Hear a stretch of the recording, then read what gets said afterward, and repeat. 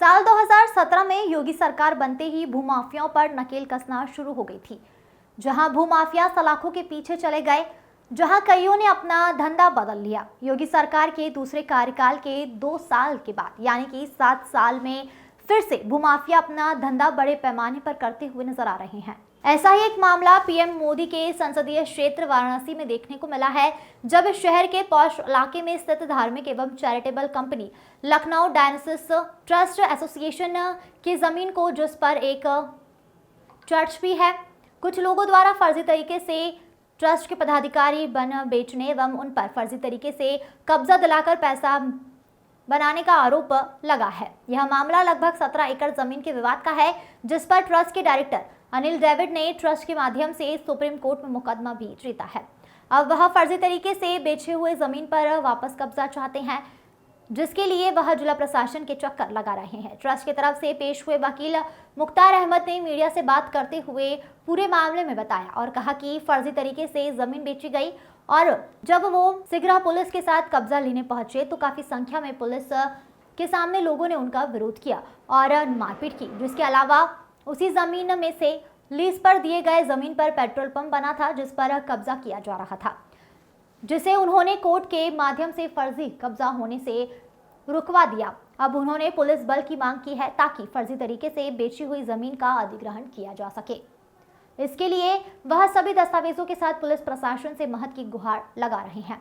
आज ट्रस्ट के पदाधिकारियों ने अपने अधिवक्ता समेत कमिश्नर कार्यालय में शिकायत पत्र के साथ पहुंचे, जहां एसीपी पिंडरा ने उनकी प्रार्थना सुनने के साथ ही डीसीपी काशी को अग्रसित कर दिया है और उचित कार्यवाही करने का आश्वासन भी दिया है। आपको बताते चले कि इस ट्रस्ट के पदाधिकारी लखनऊ से आए थे और यहां की जमीन की देखरेख की थी, जिसकी जिम्मेदारी ट्रस्ट के संपत्ति अधिकारी अखिलेश सिंह की है। जहां मीडिया से बातचीत करते हुए मुख्यमंत्री योगी आदित्यनाथ से न्याय की गुहार लगाई गई है। फिलहाल ट्रस्टियों ने जल्द से जल्द कार्रवाई करने की मांग की है और यह भी कहा है कि उनकी मांगे अगर पूरी नहीं हुई तो वह मुख्यमंत्री से संपर्क भी करेंगे। कि हम पुलिस बल आपके साथ गई तो थी साहब, हमारे एविडेंस का कहीं जिक्र नहीं कर रहे हैं, उनका आज तक लिए नहीं, और वो मीडिया में हमारे खिलाफ दुष्प्रचार कर रहे हैं, इसको एक धार्मिक दंगे का रंग दे रहे हैं।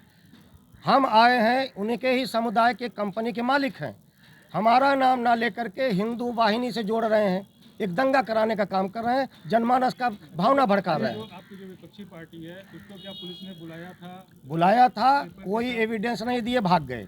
मैं खुद वहाँ बैठा था। जैसे इसमें एक शमशान दास है और एक वो सेक्रेटरी अपने को बताते हैं प्रेस बाइटर सतीश मंडल, और एक और कोई है, उसका नाम हमने लिखा है, एक मोजेज है। जब ये लोग आए हमने कहा पेपर दिखाई, हम अपने पेपर दे रहे हैं। कहे साहब पेपर हमारे पास नहीं, हमारे चेयरमैन लेके आएंगे। अधिकारी ने कहा कि भाई रेवेन्यू की रिपोर्ट आ जाए, वो एक बार पैमाइश कर देंगे, हम आपको वहाँ कब्जा दिला देंगे, इनका कब्जा हटवा देंगे। अब लेखपाल कह रहे हैं कि मैं उनका कार्यकारी थोड़े हूँ, मेरा अधिकारी डीएम है, मेरा डीएम का आदेश है। आपकी सुनवाई अगर नहीं हुई तो आगे आपका क्या स्टैंड रहेगा?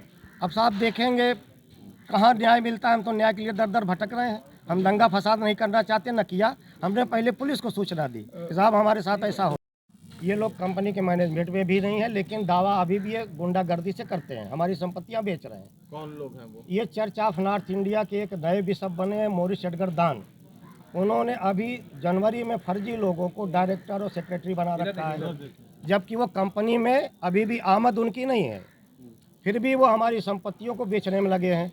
हमें जब पता लगा एक पेट्रोल पंप जो मुकदमा सिविल कोर्ट से हारा है, उसको ये संपत्ति बेच करके कब्जा करा रहे थे, हमने जा करके उसको रुकवाया, प्रार्थना पत्र दिलवाया पुलिस कमिश्नर महोदय को, थाना अध्यक्ष महोदय को, चौकी इंचार्ज महोदय को।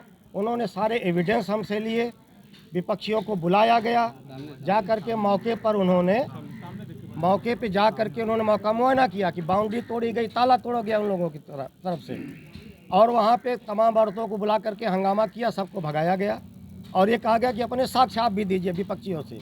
आज तक कोई साक्ष्य वो लोग नहीं दिए। कितनी टोटल जमीन है आपकी? 17 एकड़ है भाई साहब। कितना कब्जा हुआ, कितना बेचा जाता? सब बेच दिए हैं, सिर्फ 3-4 बीघा बची है, उसको हम सुरक्षित करना चाह रहे थे, और जो पेट्रोल पंप कब्जा करना चाह रहे हैं उसको रोकना चाह रहे हैं। आपको ऑर्डर क्या आया सुप्रीम कोर्ट से? सुप्रीम कोर्ट ने कहा कि चर्च ऑफ नॉर्थ इंडिया का कोई मालिकाना हक की संपत्तियों पे नहीं है, ना कंपनी उनके कंट्रोल में आती है। जिला प्रशासन से आपने मुलाकात किया? जिला प्रशासन से भी, पुलिस प्रमुखों से मिले, सबके द्वारा आदेशित भी किया गया। इन लोग प्रभावी लोग हैं, चौकी इंचार्ज जो जांच करे तो उनका ट्रांसफ़र करा दिए। नए चौकी इंचार्ज साहब हमारे अभिलेखों को नहीं देख रहे हैं, ना उनको बुला रहे हैं, आख्या फर्जी लगाए जा रहे हैं। अभी आपने वहाँ मैं Mukhtar Ahmad advocate, Allahabad high court. एक चैरिटेबल और रिलीजियस कंपनी है जिसको शार्ट में LDTA कहा जाता है। ये कंपनी अधिनियम के तहत ROC में कानपुर पंजीकृत है। मैं उसका अपॉइंटेड एडवोकेट हूँ। आप उस कंपनी के डायरेक्टर मिस्टर अनिल डेविड साहब हैं और कंपनी के द्वारा एक मिस्टर अखिलेश सिंह जी को यहाँ का प्रॉपर्टी ऑफिसर नियुक्त किया गया, क्योंकि लोकल स्तर पे एक स्थानीय व्यक्ति हमारे से कम्युनिकेशन बना रहता है कि संपत्तियों पर हमारे क्या स्टेटस है। इनके द्वारा वहाँ पे जा कर के देखा गया तो कुछ लोग कहाँ पर? सिगरा में 1952 के रजिस्टर्ड डीड से इस कंपनी को संपत्ति मिली हुई 17 एकड़ की। इसके पहले पूर्व पदाधिकारियों द्वारा कंपनी के तमाम संपत्तियां इस अराजी की बेच दी गई, इस प्रीमिसेस की। जब से हम लोग पदभार ग्रहण किए हैं, एक फर्जी ग्रुप भूमाफियाओं का चर्च ऑफ नॉर्थ इंडिया के नाम से 1970 से सिर्फ एक प्रस्ताव के द्वारा 6 चर्चों का इन संपत्तियों का मालिक होने का दावा करते रहे। वो कहीं पंजीकृत नहीं हुआ, लेकिन चूंकि एक पावरफुल और माफिया तरह के लोग थे, उन्होंने संपत्तियों को एक र्यूमर फैलाया कि साहब 6 चर्चों की संपत्तियां मर्ज और अमलगेट हो गई। अब ये उनकी संपत्ति रही ही नहीं, जो कि बिल्कुल अविधिक कहना था उनका। विवाद शुरू हुआ, मुकदमे चले, जिसको ऑनरेबल सुप्रीम कोर्ट द्वारा अपने रिपोर्टेबल जजमेंट में 2013 में फाइनल डिसीजन दिया गया कि अमलगेशन और मर्जर ये कथन आपका बिल्कुल गलत है, इलीगल है।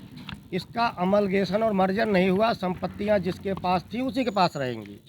ये बिल्कुल स्पष्ट हो गया, जिसमें एक ट्रस्ट भी था। अब ये लोग इंटरप्रिटेशन क्या करते हैं कि साहब ट्रस्ट का तो मुकदमा तो उसमें वादी ट्रस्ट था, यह जो संपत्ति ये कंपनी है, तो ट्रस्ट और कंपनी